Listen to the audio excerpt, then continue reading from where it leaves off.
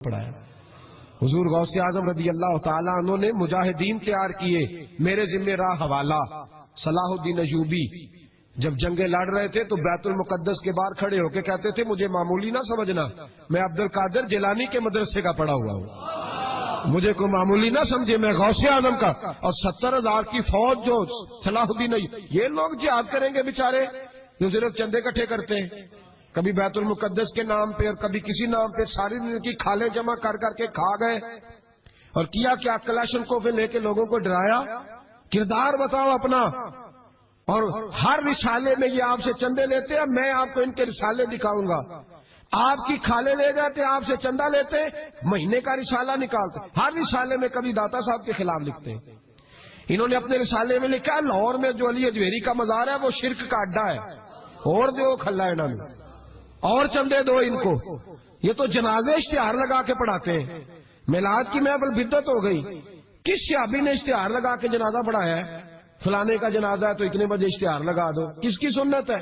کیا تماشا لگایا ہوا ہے؟ اور ہماری قوم ہے کہ مست ہے، پتہ ہی کوئی نہیں۔ بہلانے والے سب تمہارے یار ہو گئے، سمجھانے والے مفت گناہگار ہو گئے۔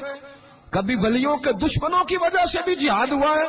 صلاح الدین ایوبی کھڑے ہو کے کہنے لگے فلسطین میں، فرمایا میں لڑوں گا اس لیے کہ میں عبد القادر کے مدرسے کا طالب علم ہوں، اور فرمانے لگے یہ 70,000 فوج میرے ساتھ ہے، ساری غوث اعظم کو ماننے والی ہے، انقلاب غوث کے ماننے والے لائیں گے۔ یہ لوگ انقلاب برپا کریں گے جن کے دلوں میں بغض رہتا ہے اللہ کے ولیوں کا۔ اور ہر رسالے میں کبھی یہ کون سا جہاد ہے، کبھی بابا فرید کے خلاف لکھتے ہیں، کبھی غوث اعظم کے خلاف لکھتے ہیں۔ شرم نہیں آتی؟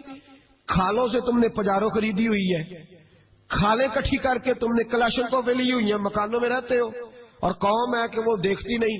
اور بھائی دنیا میں رہنا ہے تو کچھ پہچان پیدا کر۔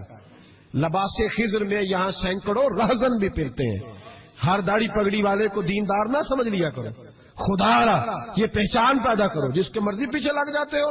حضور غوث پاک شیخ عبد القادر جیلانی رضی اللہ۔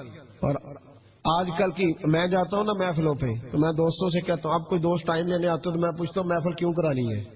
محفل کہنے ثواب واسطے، تو میں کہا سورۃ یاسین پڑھا لو کار، ساری زندگی ثواب کے چکر میں رہو گے، انقلاب کب آئے گا؟ میلاد کی محفل کر لو، سارا سال برکتیں نازل ہوں گی۔ محفل کو ایک روپ دو، ایک رنگ دو، محفل ایک انقلاب کا نام۔ غوث اعظم نے ہمیں وہ والی محفل سکھائی ہے جس میں بے نمازی آتا تو نمازی بن کے جاتا، جس کے اندر چور ڈاکو آتا تو توبہ کر کے جاتا، جس کے اندر کوئی ماں باپ کا نافرمان آتا تو گھر جا کے ماں باپ کے پیروں میں بیٹھ جاتا۔ ثواب کے لیے محفل، ثواب کے لیے 11ویں، اس سے باہر ہے، بڑا ہو گیا یہ کام۔ ناک بھی چلے ہوئے ہیں پکے ہی، وہ بھی ادھر کو سفر کر رہے ہیں ادھر کو سفر، وہ بھی سارے ثواب اکٹھا کر رہے ہیں۔ کہتے تو محفل کرا تو بخشیا جائے گا، جدے ہاتھ نوٹاں جدے تھی انہوں کہتے چوری صاحب شیر تیری نظر ہی، اور میں کہ ظالمہ شیر نبی پاک دا تے نظر بندے دی کر چھڑے، کچھ سوچ۔ اور جس نے پیسے زیادہ دیے اس کہتے ہیں عاشق رسول ہے۔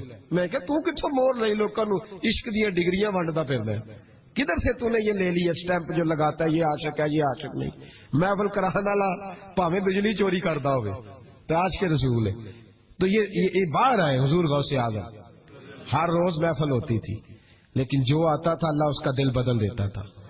اور چونکہ ریاکاری نہیں تھی، تصنع نہیں تھی، بغداد میں محفل ہو رہی، غوث اعظم تقریر کر رہے ہیں، بارش شروع ہو گئی، لوگ بکھرنے لگے، تو حضور غوث اعظم رضی اللہ تعالیٰ عنہ سر جھکا کے کہنے لگے مولا تو دلوں کے بھید تو جانتا ہی ہے نا، اگر یہ بندے میں نے اپنے لیے اکٹھے کیے ہیں تو سارے بھگا دے، اور اگر تیرے لیے اکٹھے کیے ہیں تو پھر بھی تیری مرضی ہے، تو دلوں کے بھید جانتا ہے۔ لوگ کہتے ہیں سارے بغداد میں بارش ہوتی تھی، جہاں غوث اعظم کا جلسہ ہوتا تھا وہاں نہیں ہوتی تھی، وہاں نہیں ہوتی تھی، اس لیے کہ انہیں اللہ کو منانا آتا تھا، انہیں طریقہ پتا تھا۔ حضور غوث اعظم نے اپنی گفتگو سے، تقریر سے، خطبے سے، الفتح الربانی حضور غوث اعظم کی تقریروں کی کتاب چھپی ہوئی ہے، آپ کے ملفوظات ہیں، آپ کے خطبے ہیں۔